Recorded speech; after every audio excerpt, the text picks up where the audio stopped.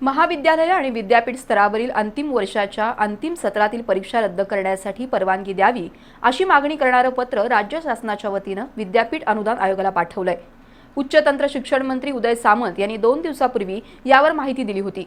मात्र शासनाच्या या प्रस्तावाला बहुतांश शिक्षण तज्ञांनी विरोध दर्शवलाय।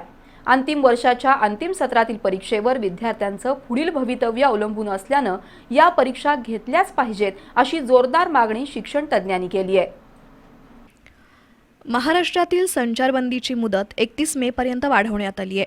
त्यामुळे महाविद्यालय आणि विद्यापीठ स्तरावरील अंतिम वर्षाच्या अंतिम सत्रातील परीक्षा रद्द कराव्यात अशी मागणी शिवसेना प्रणित युवा सेनेनं केली आहे। तसंच 2 दिवसांपूर्वी नामदार उदय सामंत यांनी सुद्धा विद्यापीठ अनुदान आयोगाला या मागणीचं विनंतीपत्र पाठवलंय। त्यांच्या या भूमिकेचे राज्यातील शिक्षण क्षेत्रात पडसाद उमटले। बहुतांश माजी कुलगुरूंसह अनेक शिक्षण तज्ञांनी शासनाच्या या प्रस्तावाला विरोध करून अंतिम वर्षातील आणि अंतिम सत्रातील परीक्षा झालीच पाहिजे, त्यासाठी विविध पर्यायांचा आणि मार्गांचा विचार व्हावा, पण परीक्षा रद्द करू नये अशी ठाम भूमिका मांडली। परीक्षा घेण्याबाबतचा निर्णय संबंधित रेग्युलेटरी अथॉरिटी तसेच विद्यापीठ परीक्षा मंडळाने घेणे आवश्यक आहे।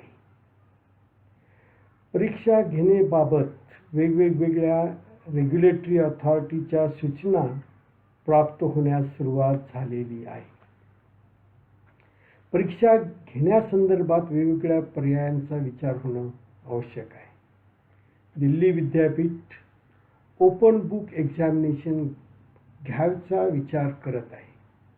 विद्यार्थ्यांच्या हिताचा तसेच त्यांनी घेतलेल्या मेहनतीचा व नोकरी संदर्भात त्यांच्या भविष्याचा विचार करता परीक्षा घेणं आवश्यक आहे अशी माझी धारणा आहे। विद्यापीठ अनुदान मंडळ आणि त्याचबरोबर महाराष्ट्र राज्याच्या ज्या काही गाईडलाईन्स आहेत त्याप्रमाणे विद्यार्थ्यांच्या परीक्षा घ्याव्या असं थोडंसं माझं मत आहे। परीक्षा घेतल्याशिवाय पुढच्या कार्यकालामध्ये विद्यार्थ्यांना पुढचं उच्च शिक्षण असेल, संशोधनाचं क्षेत्र असेल, वेगवेगळ्या ठिकाणी नोकऱ्याच्या निमित्तानं असेल, तर त्या मुलांच्या परीक्षा झाल्या तर त्या मुलांना पुढं अगदी चांगल्या प्रकारे सामोरं जाता येईल असं माझं मत आहे। फर्स्ट इयर आणि सेकंड इयर किंवा महाराष्ट्र राज्यानं त्याचबरोबर विद्यापीठ अनुदान मंडळाने ज्या काही गाईडलाईन्स दिलेत, शेवटच्या वर्गाच्या शेवटच्या सेमिस्टरची परीक्षा घेण्यात यावी आणि अंतिम वर्षाची अंतिम सत्राची परीक्षा रद्द करावी असा विचार माझ्या डोक्यात यापूर्वी कधी आलेला नाही।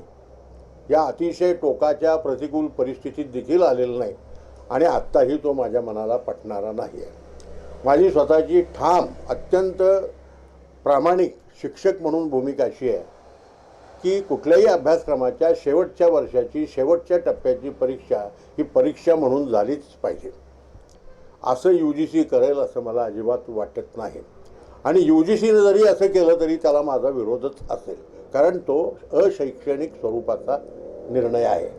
माझ्यासारख्याची एकूण शासन व्यवस्थेला अशी विनंती आहे की असं काही करू नका, शेवटच्या वर्षाची परीक्षा घ्या, अंतिम वर्षाच्या अंतिम सत्राची परीक्षा रद्द करू नये असं माझं प्रामाणिक मत आहे। आणि त्याचा आधार शिक्षणाचं स्वरूप, विद्यार्थ्यांचं भवितव्य, आंतरराष्ट्रीय स्पर्धा, राज्यांतर्गत देशांतर्गत स्पर्धा या सगळ्या गोष्टींचा एकत्र विचार केला तर महाराष्ट्र शासनानं गडबड करू नये, आपल्या विचाराचा फेरविचार करावा आणि आपल्याच विद्यार्थ्यांची आपल्याच मानवी भांडवलाची नुकसान होईल असं काही करू नये अशी कळकळीची माझी विनंती। मणिपाल युनिव्हर्सिटीमध्ये जो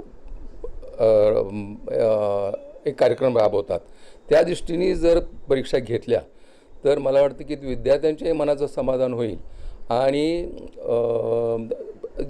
त्या विद्यार्थ्यांच्या अभ्यासावरती जस्टिस केल्यासारखं वाटेल। मणिपाल युनिव्हर्सिटीमध्ये काय केलं जातं की मद्रास युनिव्हर्सिटीमध्ये एक सॉफ्टवेअर डेव्हलप केलं आहे आणि त्या सॉफ्टवेअर डेव्हलपच्या आधारे एक टॅब दिला गेला विद्यार्थ्यांना, प्रत्येक विद्यार्थ्यांना, आणि त्या विद्यार्थ्यांना त्या प्रश्नपत्रिका डायरेक्ट त्या विद्यार्थ्याच्या याच्यावरती जातात, टॅबवरती जातात आणि तिथं त्याला उत्तरे लिहावी लागतात आणि त्याच्या ऑनलाईन रिझल्ट एक 8 ते 10 दिवसामध्ये रिझल्ट तयार होतात। तर ही पद्धत आपल्या विद्यापीठामध्ये किंवा शिवाजी विद्यापीठात किंवा इतर युनिव्हर्सिटीमध्ये ही राबवता येईल की असाही तऱ्हेने एक विचार करायला हरकत नाही. दुसरीकडं सुटा म्हणजे शिवाजी विद्यापीठ शिक्षक संघटनेचे विश्वस्त प्राध्यापक सुधाकर मानकर यांनी शासनानं घेतलेल्या निर्णयाची पाठराखण केली आहे. कोरोना परिस्थितीत विद्यार्थ्यांच्या आरोग्याचा विचार करून नामदार सामंत यांनी घेतलेली भूमिका योग्य असून अंतिम वर्षातील अंतिम सत्रातील परीक्षा होऊ नयेत अशी भूमिका मांडली आहे. च्या परीक्षेच्या संदर्भामध्ये राज्याच्या शिक्षण मंत्र्यांनी जो UGCकडे प्रस्ताव पाठवलेला आहे तो आजच्या स्थितीमध्ये योग्य आहे असं आमचं मत आहे.